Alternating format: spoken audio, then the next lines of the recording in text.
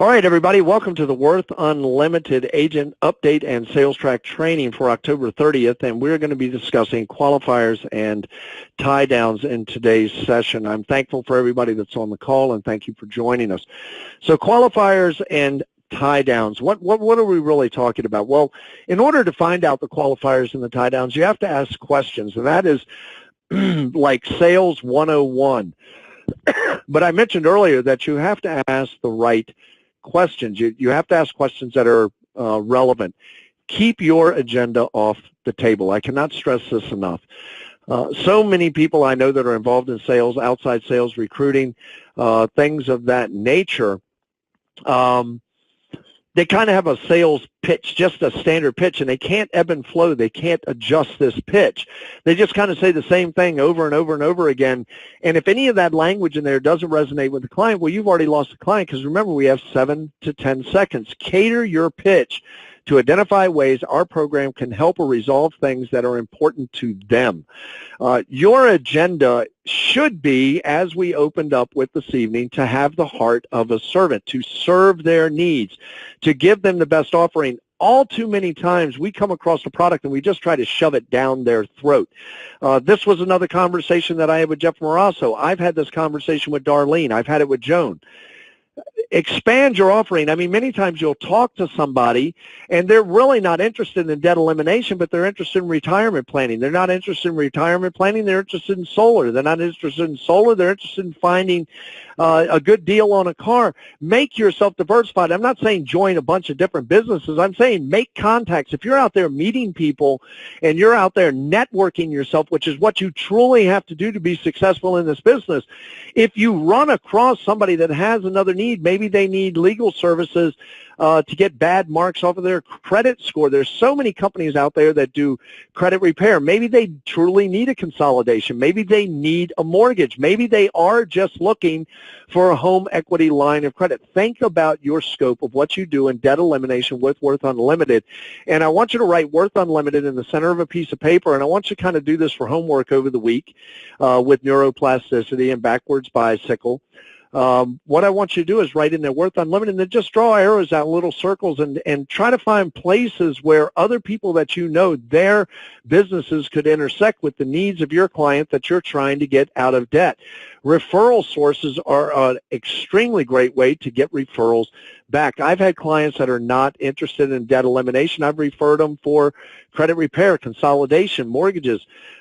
Having this information at your disposal shows that you're engaged in the community and that you truly want to help the person, that you're not so interested in just shoving your product down their throat. Have that diversity, that knowledge of other people in your area. Go into joint share, especially if you're talking with banks on home equity lines of credit, because they are now becoming popular. Hey, maybe you could send me a couple clients that you already put in a home equity lines of credit, and maybe I could send you clients that would want brand new lines of credit. Do me a favor, though. If you're going into loan officers, HELOCs, don't just pitch our program to them, because they're pitched on everything, and the first red flag that's going to go up is my bank does not offer this product. If you're going to try to develop a relationship with loan officers that are in the mortgage industry, go in and ask them, do you get commissioned if you put somebody in a home equity line of credit? How many home equity lines of credit do you do per month on average? If you're speaking to the branch manager out of your branch, if you're speaking to a loan officer, per month on average for you as a loan officer, do you get commissions? Would you mind if I sent you home equity line of credit clients? And if they say, well, no, of course, I would love to have the referrals, in your agent portal under procedural resources, write that down, agent portal under procedural resources, we have a document there called Characteristics of an ALOC. If you get a loan officer that says, yeah, I'd love to have you send me referrals for getting home equity lines, make sure you give them a copy of that document, print it out, hand it to them, and say, this is the criteria we're looking for on a home equity line of credit. Do your home equity lines of credit fit this criteria? Do you have a product that fits into this bucket of criteria? If they say, yes, we do, say, great, I'm going to start sending you some referrals. Now you're sending people into the bank. The person knows what type of home equity line of credit they need or other lines of credit. That's why we use the terminology ALOC. And that stands for Advanced Lines of Credit, because the home equity line is the most compatible with the Worth Account program, but there are other lines of credit that are offered through lenders that will operate as a driving factor behind the Worth Account program as a strategy that can be utilized for the operation of the program. The only way to do this is ask questions. You've got to ask your loan officers that you're trying to build relationships with. You have to ask questions of the people that you're trying to recruit. I would even go as far as to say, you know what?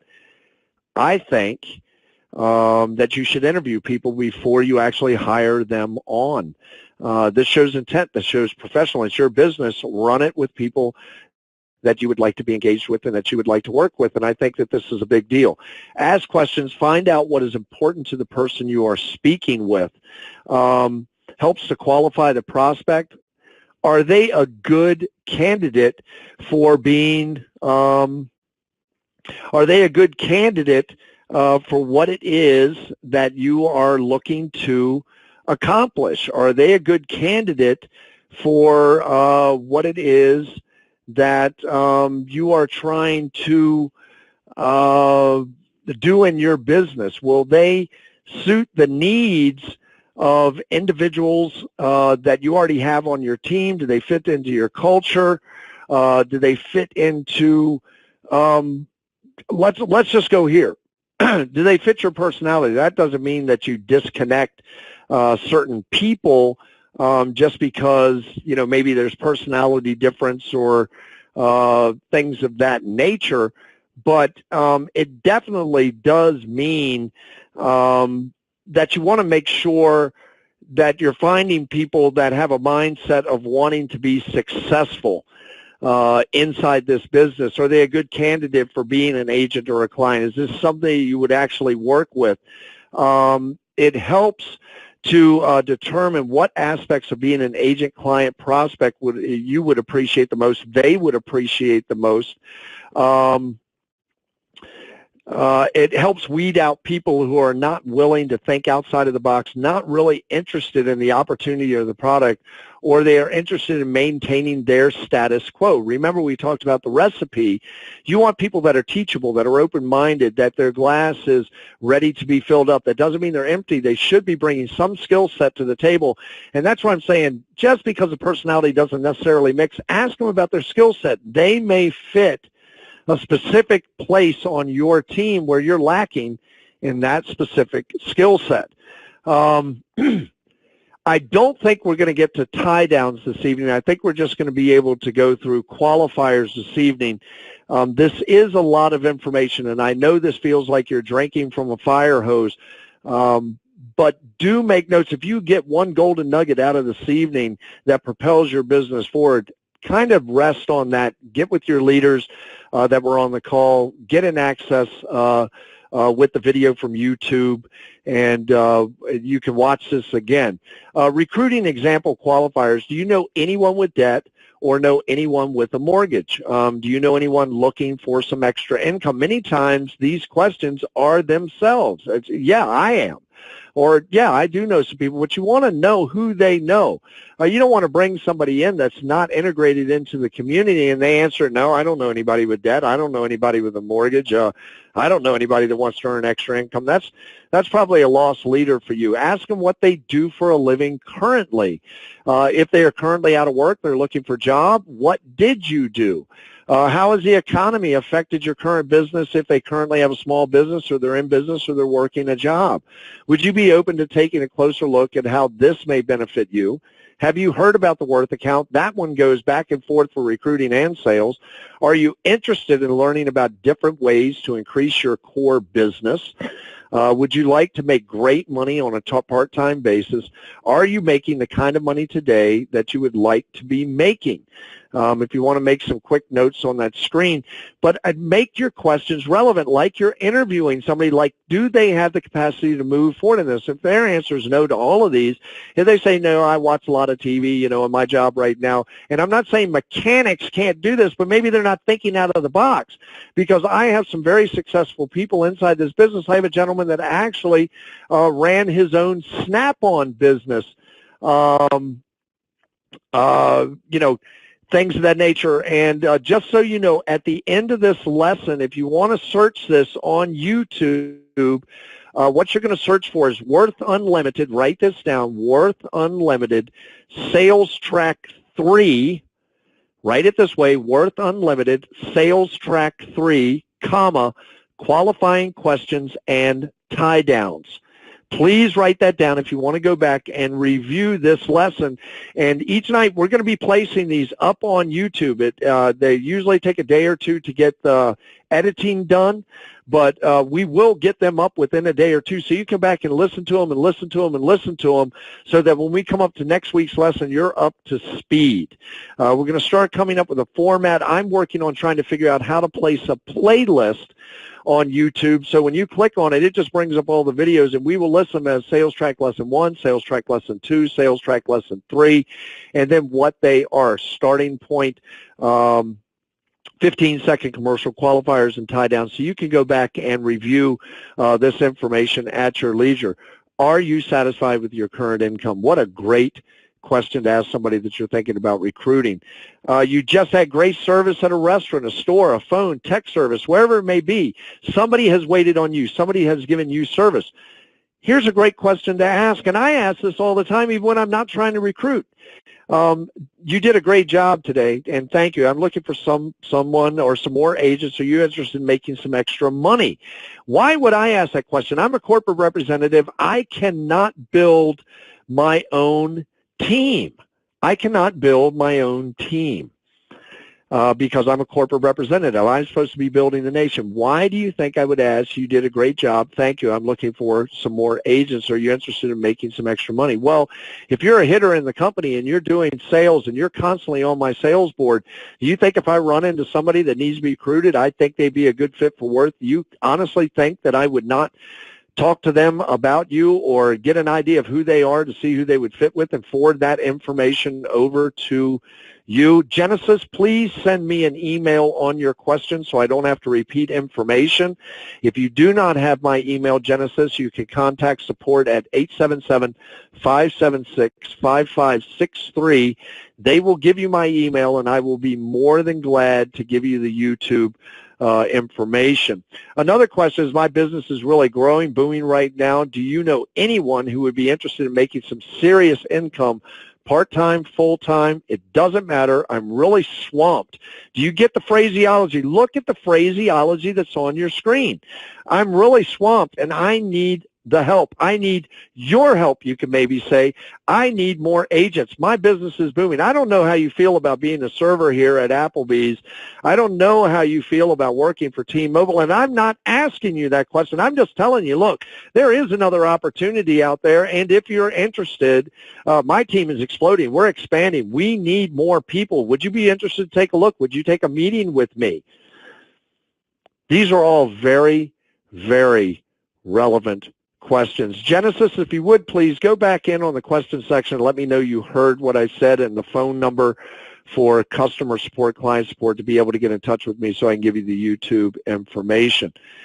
On recruiting, you always have to dig deeper. We're going to find out about sales, and I think where I'm going to break this evening, I have Darlene Preston on the phone. I have Joan on the phone. I have Pete Abraham on, but I don't know if I can get him to speak. So after I do Recruiting Dig Deeper, you're going to see a slide come up talking about sales, and that's where I'm going to cut it. Next week, we're going to talk about the sales aspect of qualifiers and tie downs, but I think what we're going to do here is I'm going to go ahead and open up the floor just for about 1 minute for each person to just kind of talk a little bit about what we've talked on. I want you to be pithy, to the point, just about a minute, maybe a minute and a half for each one of those people that I just mentioned. Pete, if you're there and available and you can speak, make sure that when I unmute you, you've put in a code. You have to have a code to be able to get on the call, and I'm going to send you the PIN code right now, and it'll go to the email that you have, Pete, and I just sent you the PIN code. You're going to have to go in and put the PIN code in your telephone, and that will open it up so I can open you up. All right, so recruiting, dig deeper, get to know your prospect. Like I said, this is not a one and done. I can't stress that enough. that this is not a one and done. Get to know your prospect. Ask about their specialty in their respective field. I am totally unaware why my PowerPoint keeps trying to restart, but my PowerPoint is just giving me a bugger today to try to keep running. I'm going to have to look into why that is. Maybe I have too much open on my screen, but it keeps restarting on me, and so I do apologize that you keep seeing that come up. And Joan, I may have to re-record this for you just so we know that we're starting from a good place on that recording. What made them get into the field that they are currently in? How long have they been working in the field? Ideal clients, their target market.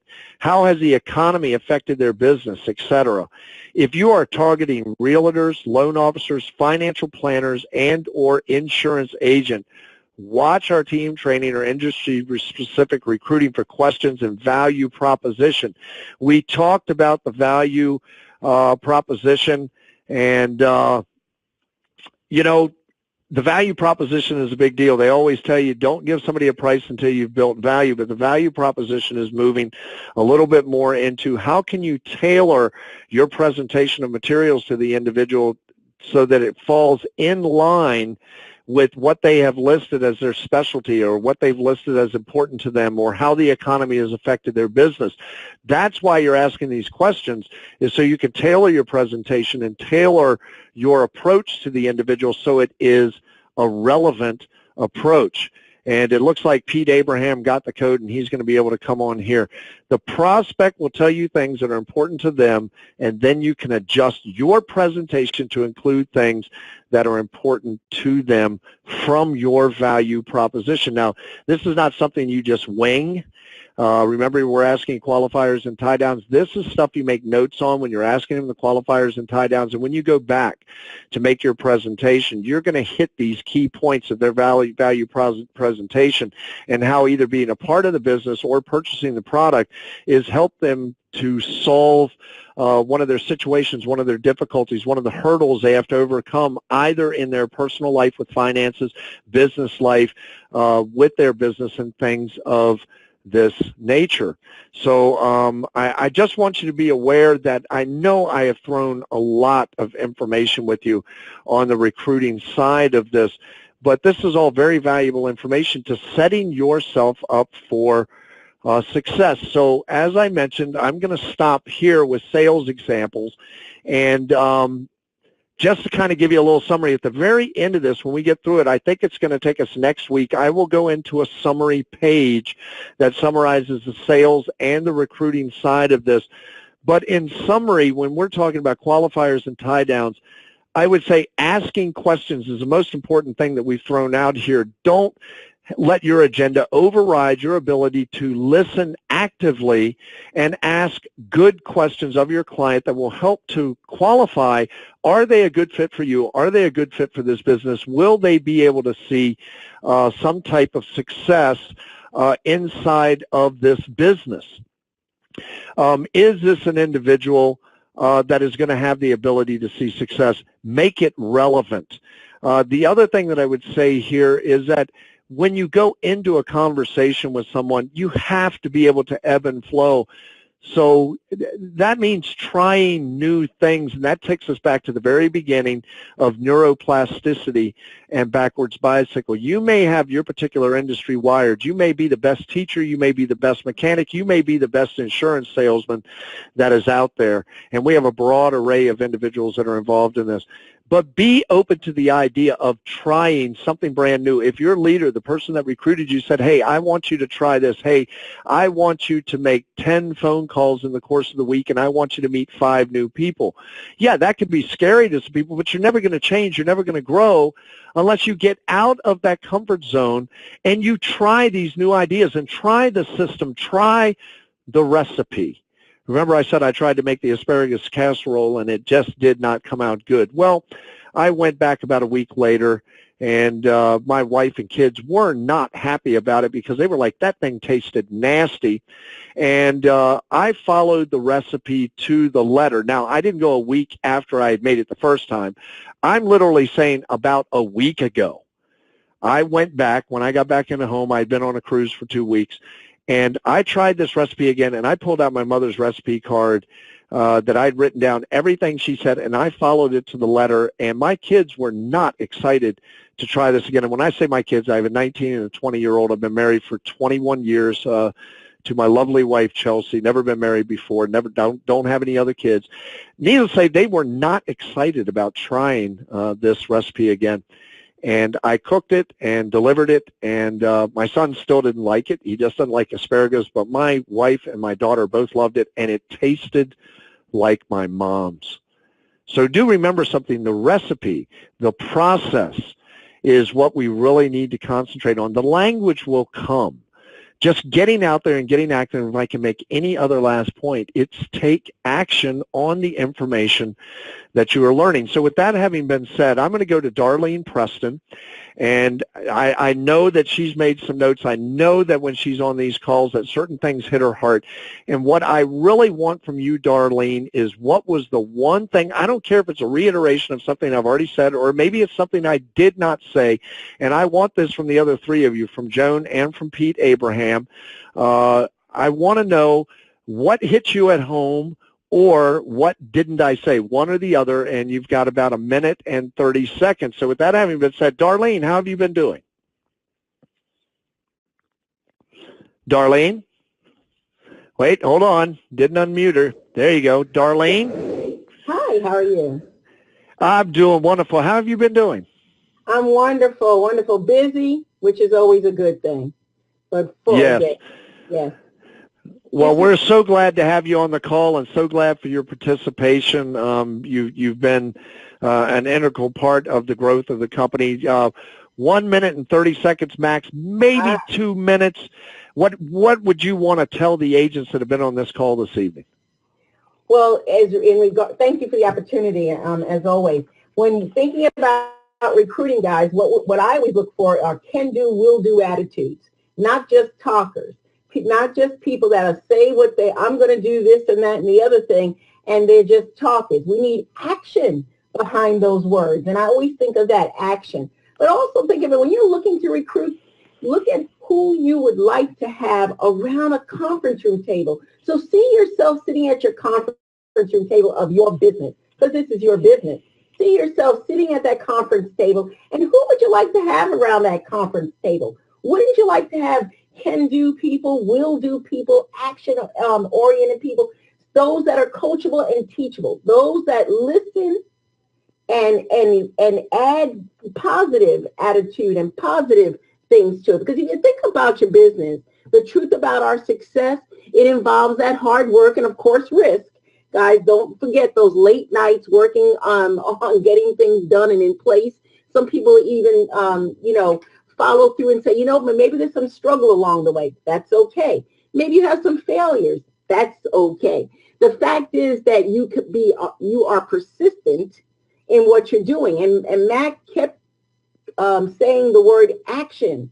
In order to make these words that you hear on these presentations of value, you need to implement something of what you are hearing, something. Each day, you need to do something new to make your business better, stronger, and be able to help others.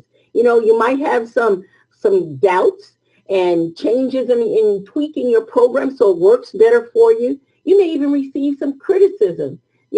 People have years and years will try to tear someone's dream down. Don't let that happen. Take that criticism and keep on going. See, we have a unique business here. When we get the word N-O, the word no, look at it the other way. Write the word N-O down and put a K in front of it and a W at the end of it, making it the word no, that they just don't know what they're missing.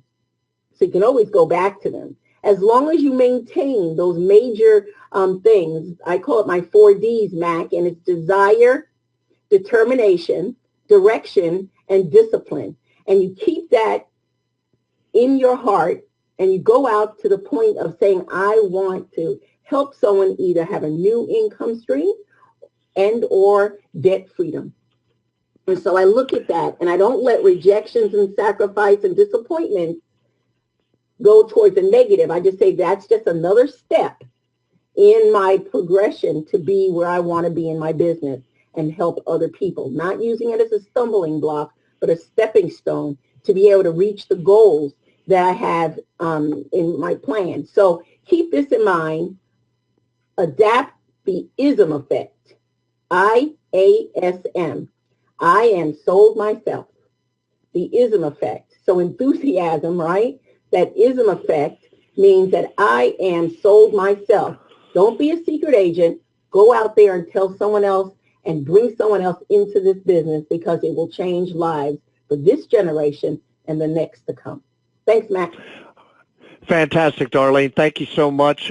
We are at 7 o'clock straight up. I'm going to go to Pete Abraham, and then I'm going to go over to Joan Hackenstad.